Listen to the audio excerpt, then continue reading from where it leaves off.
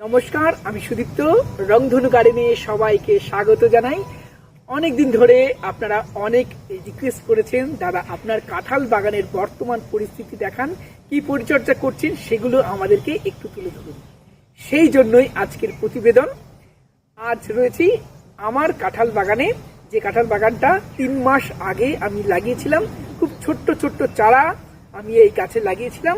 আর দেখুন এই 3 মাসের মধ্যে আমার গাছের গ্রোথ কত ভালো হয়েছে, সুন্দর বেড়ে উঠেছে এবং কিছু কিছু গাছে তো আমি মুচিও দেখতে পাচ্ছি। দেখুন আমার এই 3 মাসের গাছগুলিতে এই মুচি এসছে, এই দেখুন এই মুচি এসছে, আবার এখানে মুচি এসছে। তবে দর্শক বন্ধুরা, এই মুচিগুলো কিন্তু দাঁড়াবে না, এটাগুলো ছেলে পুরুষ। এই জাতটা এতটাই ভালো, এই 3 মাসের গাছে গাছটার হাইট দেখুন 4 ফিট হবে এবং তাতেই এরকম মুচি আসতে শুরু করেছে। যদিও এই সমস্ত মুচিগুলো ছেলে মুচি, এগুলো দাঁড়াবে না।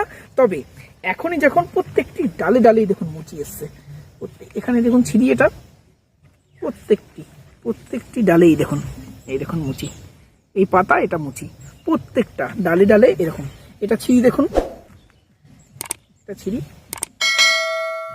আশা করি না এটাতে মোচ আসেনি, তবে ম্যাক্সিমাম ডালে ডালে মোচ এসছে। তবে এগুলো ছেলে মোচ, এগুলো কিন্তু দাঁড়াবে না, এগুলো ঝরে পড়ে যাবে। এগুলো নিয়ে খুব বেশি লাফালাফি করার প্রয়োজন। অনেকে বলছেন ছোট্ট ছোট্ট গাছে এই দেখো মুচি আসছে, এই ছোট্ট গাছে ফল ধরে না।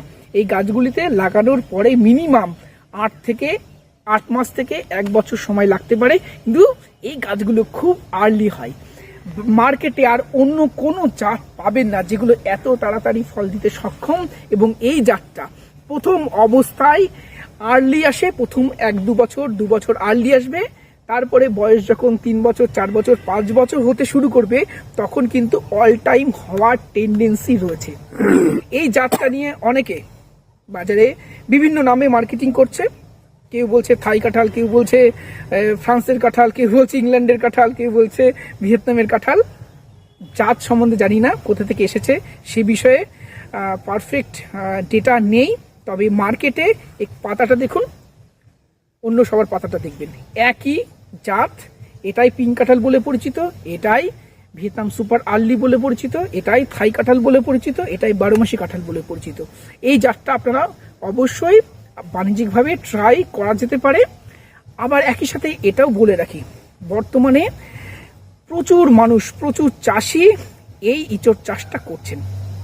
যেটা শুরু হয়েছিল প্রথমে কুল চাষ, কিন্তু যথেষ্ট লাভজনক ছিল। তারপরে সবাই মিলে যখন কুল চাষ করলাম, তখন কিন্তু দেখা গেল কুলের দাম কমে গেল, কুল চাষ কিন্তু অতটা লাভজনক বলে হচ্ছিল না। এই বিষয়টাও মাথায় রাখবেন। শুধুমাত্র এটা আর্লি হচ্ছে, সারা বছর হচ্ছে, তার মানে কিন্তু 5 বছর 10 বছর পরে গিয়ে এটা থেকে প্রচুর পরিমাণ লাভ পাওয়া যাবে তা কিন্তু নাও হতে পারে। সমস্ত বিষয় আপনারা ভাবনা চিন্তা করবেন, মার্কেটিং করতে পারবেন কিনা ভাববেন। এই সমস্ত বিষয় ভেবে তবেই আপনারা এই ইঁচড় চাষটা করবেন। আর চেষ্টা করবেন সবজির জমি অর্থাৎ দোআঁশ মাটির জমিতে এই চাষটা করা, যেন জল একদম না জমে এবং সানলাইটটা খুব ভালোভাবে পায়। এরকম জমি নির্বাচন করবেন, তাহলে দেখবেন এই কাঁঠালটা খুব সুন্দর হবে। এটা আর্লি হবে প্রথম অবস্থায় এবং পরবর্তীকালে 3-4 বছর পরে গিয়ে এই গাছটা থেকে সারা বছর আপনারা ফল পেতে পারেন। অনেকে যাদের কাছে ম্যাচিওর গাছ আছে, তাদের কাছে দেখবেন এই জাতটা অল টাইম হচ্ছে। যারা 1 বছর 2 বছর লাগিয়েছেন তাদের কাছে আর্লি হচ্ছে। তার মানে এটা না, যাদের কাছে ম্যাচিওর গাছ সেই জাত আলাদা আর 2 বছরের জাতটা আলাদা। এটা যত পুরনো হবে, বয়স যত বাড়বে, এর সারা বছর হওয়ার টেন্ডেন্সি বাড়বে। ম্যাচিওর গাছ দেখিয়ে 2 গুণ 3 গুণ 10 গুণ দামে চারা বিক্রি করা যারা করছেন তারা ঠিক করছেন না, এটাই শুধু বলবো। আর চারা কোথা থেকে কিনবেন সেটা আপনার নিজস্ব ব্যাপার। আমি কোনো নার্সারিকে রিকমেন্ড করছি না। আপনার যেখানে দেখবেন ভালো, যেখানে দেখবেন কম দামে, যেখানে দেখবেন ভালো চারা, সেখান থেকে চারা কিনবেন। এবার চলুন, এবার দেখা যাক আমি বর্তমানে এই কাঁঠাল গাছগুলোতে কি পরিচর্যা নিচ্ছি, কি সার দেবো, কিভাবে কি করছি। গাছগুলো 10 ফুট বাই 10 ফুট লাগানো আছে, মনে হচ্ছে একটু কাছাকাছি লাগানো হয়ে গেছে। আপনারা যারা বাগান করবেন বলে ভাবছেন, তারা 12 ফুট বাই 12 ফুট বা 12 ফুট বাই 15 ফুট লাগাতে পারেন। কারণ গাছগুলো যখন বড় হবে, গাছগুলো লম্বায় অতটা বাড়ে না, কিন্তু সাইডে বাড়ে দেখছি, তো একটু ফাঁকা রেখে লাগানোটাই। কাঁঠাল গাছের ডরমেন্সি পিরিয়ড এই জাতটার আমি লক্ষ্য করছি না। এই দেখুন পাতা ছাড়ছে, কোনোটাই মুচি আসছে, তাই এই সময় গাছে খাবার দিতে হবে। আর এই সময় আমাদের প্রথম উদ্দেশ্যই থাকবে গাছগুলোর ভেজিটেবল গ্রোথ এবং রুটগুলো বৃদ্ধি করা, গাছের ওভারঅল গ্রোথ যাতে বাড়ে। এই জন্য আমরা এই সময় গাছে সার প্রয়োগ করব। এই গাছগুলিতে কিছুদিন আগে বলতে 2 মাস আগেই আমরা গোবর সার প্রয়োগ করেছিলাম, তাই এখনই আর গোবর সার গাছে দিচ্ছি না। এই সময় আমরা এর গোড়াটা একটুখানি রিং করে খুঁচিয়ে নেব এবং খুঁচিয়ে নেওয়ার পরে আমরা এই গাছগুলিতে এখন কিছু রাসায়নিক সার প্রয়োগ করব, যাতে গাছের গ্রোথটা একটু তাড়াতাড়ি বাড়ে। এই গাছের রিং করে খুঁড়ে নিলাম। দেখুন, এই গাছগুলিতে আমরা প্রথমে রাসায়নিক সার দেব। এখানে আছে ইউরিয়া, এর মধ্যে প্রচুর নাইট্রোজেন থাকে। ইউরিয়া 40 গ্রাম থেকে 50 গ্রাম আপনারা এই সময় গাছগুলিতে দিতে পারেন। এই 40 থেকে 50 গ্রাম, দর্শক বন্ধুরা, তার বেশি কিন্তু নয়। ইউরিয়া বেশি পড়ে গেলে কিন্তু গাছ পুড়ে যাবে, গাছের পাতা পুড়ে যাবে, গাছ নষ্ট হয়ে যাবে। ইউরিয়া গাছের ভেজিটেবল গ্রোথে সাহায্য করবে, গাছের নতুন নতুন শাখা পোশাখা পাতা ছাড়তে সাহায্য করে, এবং এই ইউরিয়াই কিন্তু গাছের প্রোটিন তৈরি করার প্রধান সোর্স। তাই এই সময় গাছের গ্রোথ ভালো আনতে গেলে নাইট্রোজেন যুক্ত সার প্রয়োগ করতে হবে। তাই আমরা ইউরিয়া দিলাম, এর সাথে আমরা সিঙ্গেল সুপার ফসফেট দেব 50 গ্রাম। সিঙ্গেল সুপার ফসফেট, এর মধ্যে প্রচুর পরিমাণে ফসফরাস থাকে এবং যা আমার গাছের রুট গ্রোথে সাহায্য করবে। এই 50 গ্রাম ইউরিয়া, 50 গ্রাম সিঙ্গেল সুপার ফসফেট, এই দিয়ে আমরা এই মাটিটা আবার ঢাকা দিয়ে দেবো।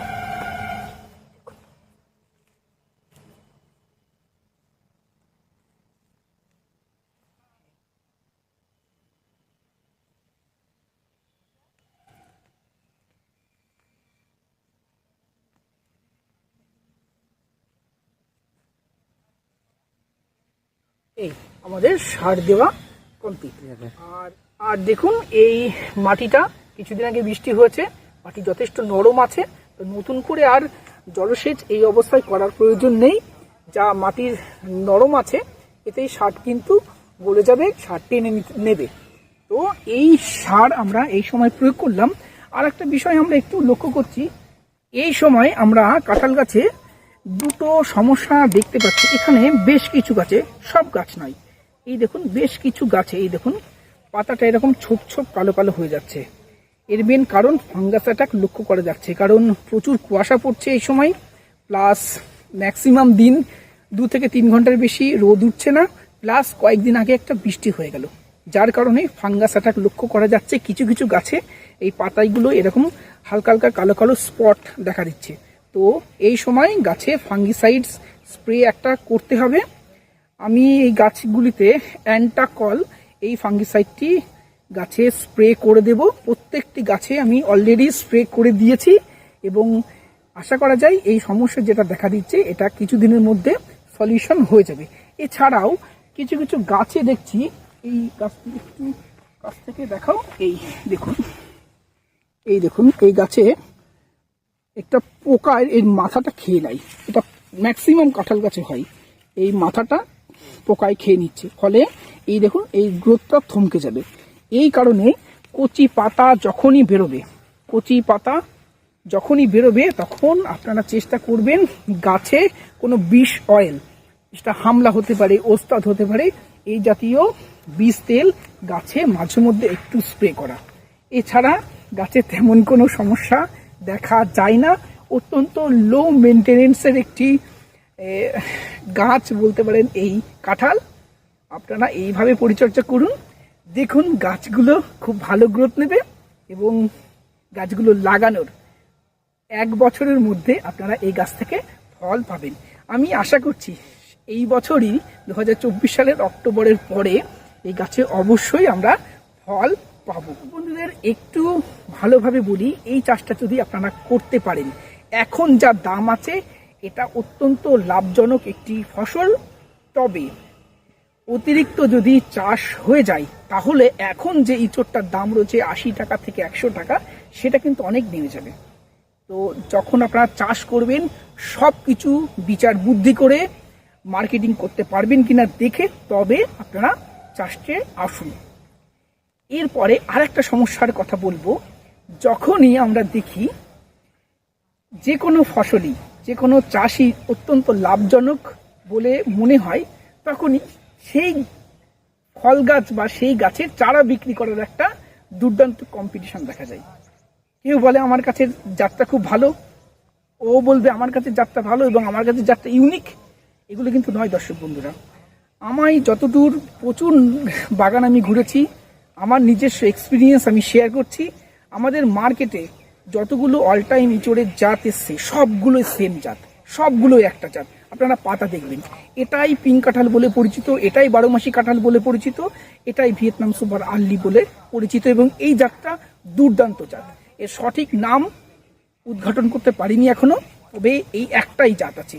এই জাতটার বৈশিষ্ট্য প্রথম অবস্থায় এই গাছগুলো আর্লি আসে, প্রথমে 1 বছর 2 বছর 3 বছর আর্লি আসে। যখন এই গাছের বয়স 5 বছর 6 বছর হবে তখন দেখবে সারা বছর এই গাছে ফল থাকবে। মানে যাদের কাছে 5 বছর 6 বছরের গাছ রয়েছে তারা সারা বছর ফল দেখিয়ে চারাগুলিকে 10 গুণ দামে বিক্রি করছে এবং বলছে এটা আমার কাছে ইউনিক জাত রয়েছে, এই জাতটার কারো কাছে নেই। এটা হতে পারে না। একটা জাত, কেউ তো বিজ্ঞানী নয়, একটা জাত আমার কাছে ইউনিক আর কারোর কাছে পাবে না, এটা তো হতে পারে না। আমি না কারোর কাছ থেকে সংগ্রহ করেছি, তাই না?